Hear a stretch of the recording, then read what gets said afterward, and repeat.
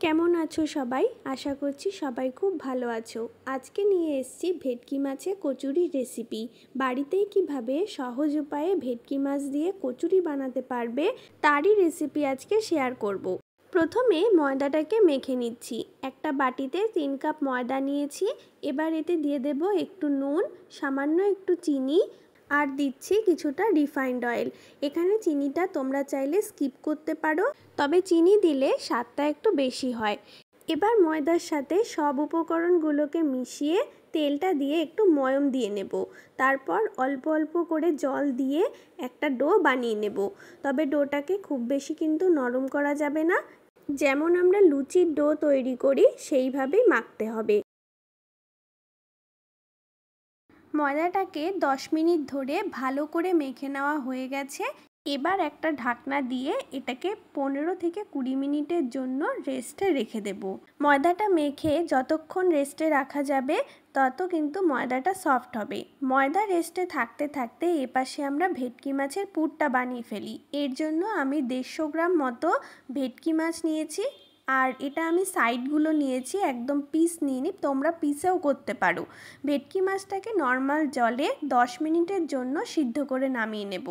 জলটা ছেঁকে নামিয়ে নিয়েছি। এবার ভেটকি মাছের কাঁটাগুলোকে আস্তে আস্তে বেছে নেব। এই মাছে তো খুব একটা কাঁটা থাকে না, সাইডে যে শক্ত কাঁটা থাকে সেইটুকুই বেছে নিলেই হয়ে যায়। তাও সবটা বেছে নেওয়া ভালো, যদি কোনো সময় থেকে যায়। মাছটা বাছা হয়ে গেছে। এটাকে সাইডে রেখে এবার আমি কড়াই বসিয়ে দিয়েছি।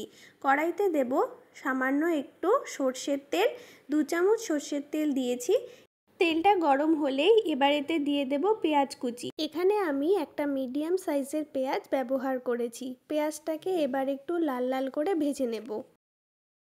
পেঁয়াজটা ভাজা হয়ে গেলে এবার এতে দিয়ে দেব আদা, রসুন আর কাঁচা লঙ্কা বাটা। এখানে 4-5 টুকরো রসুন, হাফ ইঞ্চি আদা আর পরিমাণ মতো লঙ্কা দিয়ে একটা পেস্ট বানিয়ে নিয়েছিলাম। আদা রসুনটা একটু ভাজা ভাজা হলে এবার এতে দিয়ে দেব 1 চামচ নুন, একটু হলুদ গুঁড়ো, সামান্য একটু জিরে গুঁড়ো আর দেব সামান্য একটু চিনি। চিনিটা একটু ব্যালেন্সের জন্য দিলাম, তোমরা চাইলে স্কিপও করতে পারো। এবার মশলাটা আরেকটু ভালো করে কষিয়ে নেব তেল ছাড়া পর্যন্ত। মশলা থেকে যখনই একটু তেল ছেড়ে যাবে তখনই দিয়ে দেব সেদ্ধ করে রাখা ভেটকি মাছটা। এবার ভেটকি মাছের সাথে মশলাটা ভালো করে একটু কষিয়ে নেব। এটাকে 5 মিনিট ধরে একটু নাড়াচাড়া করে আর একটু শুকিয়ে নেব। যখনই দেখব একদম শুকনো শুকনো হয়ে এসেছে, বেশ একটু ভাজা ভাজা হয়ে গেছে, তখনই নামিয়ে দিতে হবে। দেখো মাছটা প্রায় একটু ভাজা ভাজা হয়ে গেছে। এবার এতে বাইন্ডিংয়ের জন্য দিয়ে দিচ্ছি বিস্কুটের গুঁড়ো। বিস্কুটের গুঁড়ো না থাকলে তোমরা ছাতুও ব্যবহার করতে পারো, তবে বেসন ব্যবহার করো না, এতে কিন্তু একটা কাঁচা গন্ধ হতে পারে। পুরটা রেডি হয়ে গেছে। এবার নামানোর আগে দিয়ে দিচ্ছি 1 চামচ গরম মশলা আর সামান্য কিছু ধনেপাতা কুচি। ব্যাস, পুরটা রেডি হয়ে গেল। এবার এটাকে নামিয়ে ঠান্ডা করে নেব। ময়দাটাও অনেকক্ষণ রেস্টে ছিল, বেশ নরম হয়ে গেছে। এবার এটাকে আর একটু মেখে নেব।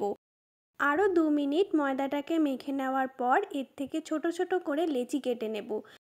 লেচির সাইজটা আমি রেখেছি নর্মাল যে আমরা লুচির সাইজ করি তার থেকে একটু বড়। এর ভেতরে পুরটা ঢোকালে এর সাইজ হবে নর্মাল পাতলা রুটির সমান। ময়দার থেকে লেচি কাটা হয়ে গেছে।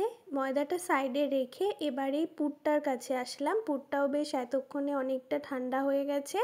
এবার এই পুরটাকে আর একটু হাত দিয়ে মেখে নিচ্ছি, যাতে আমার পুরটা লুচির ভেতর দিতে সুবিধা হয়। এবার পুরটাকে ছোট ছোট করে ভাগ করে নিচ্ছি, যাতে আমার পুরগুলো প্রত্যেকটার মধ্যে সমানভাবে পড়ে। দেখো এই সাইজটা করেছি, ছোট ছোট যে নাড়ুর সাইজ হয় সেই নাড়ুর সমান একটা সাইজ করেছি। আমি এখানে কিছুটা পুর তুলে রেখেছি। তবে বলে রাখি, তোমরা 150 গ্রাম মাছ থেকে 10 থেকে 12টা কচুরি তৈরি করতে পারবে। এবারে পুরটা ভরে নিয়ে চলো। একটা লেচি নিয়ে এরকম 4-5 থেকে হাত দিয়ে চেপে চেপে একটা বাটির শেপ তৈরি করে নিচ্ছি।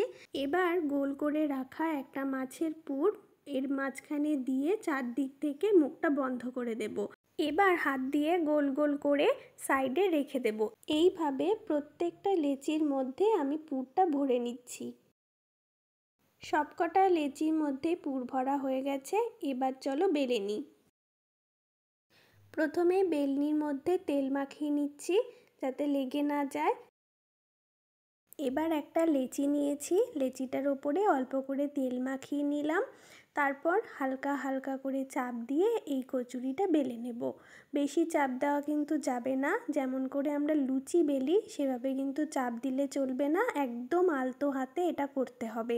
আর যতটা পারা যায় এটাকে এখন পাতলা করে নিতে হবে। মোটা থাকলে কচুরিটা অত ফুলতে চায় না, পাতলা করলেই কিন্তু কচুরিটা বেশ ভালো করে ফুলে ওঠে। এবার দেখো উল্টে পাল্টে আমি কচুরিটাকে যতটা সম্ভব পাতলা করা যায় পাতলাভাবে বেলে নেওয়ার চেষ্টা করেছি।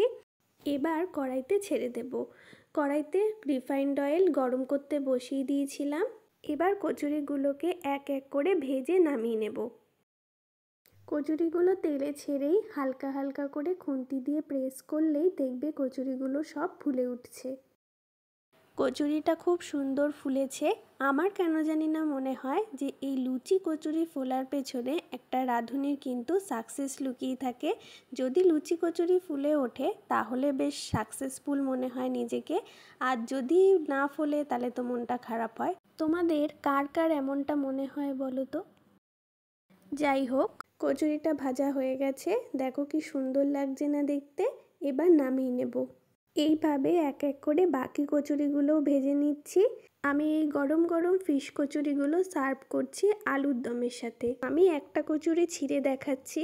দেখো মাছের পুরটা চারিদিকে সমানভাবে লেগে আছে আর দেখতে কতটা সুন্দর লাগছে। শুধু দেখলেই হবে না, বাড়িতে অবশ্যই একবার ট্রাই করো, আর কেমন হয়েছে সেটা আমাকে অবশ্যই জানিও।